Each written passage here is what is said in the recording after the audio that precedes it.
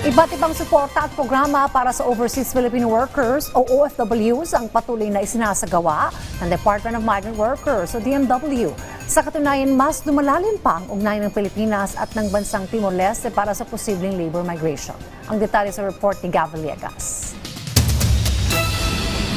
Mas pinalakas pa ang bilateral relations sa pagitan ng Pilipinas at Timor-Leste. Tinalakay ni Migrant Workers Secretary Hans Leo Cacdac at Timor-Leste Ambassador to the Philippines Marciano Octavio Garcia da Silva ang labor migration opportunity sa pagitan ng dalawang bansa. Tinalakay rin ni Cacdac at da Silva ang kanilang best practices sa labor migration, reintegration at ang pagpapatupad ng welfare at illegal recruitment policies na mapapakinabangan ng mga migrant workers, lalo na ng mga Pilipino sa Timor-Leste. Tinatayang 1,500 mga Pilipino ang nagtatrabaho sa Timor-Leste, habang mayroong 4,000 naman ang undocumented na nagtatrabaho sa construction, engineering at education sector.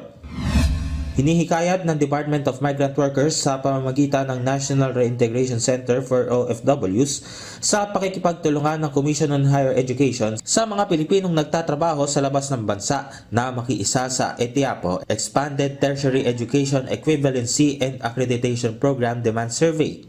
Layon ng survey na alamin ang interes ng mga OFW sa ETIAP, na isang programa na kumikilala sa work experience at mga naunang kaalaman ng mga OFW para makakuha ng college degree. Target ng survey ang mga OFW mula sa Riyadh, Al-Khobar, Jeddah sa Saudi Arabia, Dubai, Abu Dhabi sa United Arab Emirates, Kuala Lumpur sa Malaysia, Hong Kong, Tokyo, Osaka sa Japan, Toronto, Vancouver sa Canada at Singapore. Noon pang January 12, nagsimula ang survey at magtatapos ito sa January 30. Para sa mga OFW na nagtatrabaho o nakatira sa mga nabanggit na lugar, ay mangyari na i-scan ang QR code na nasa inyong TV screen. Gav Villegas para sa Pambansang TV sa Bagong Pilipinas.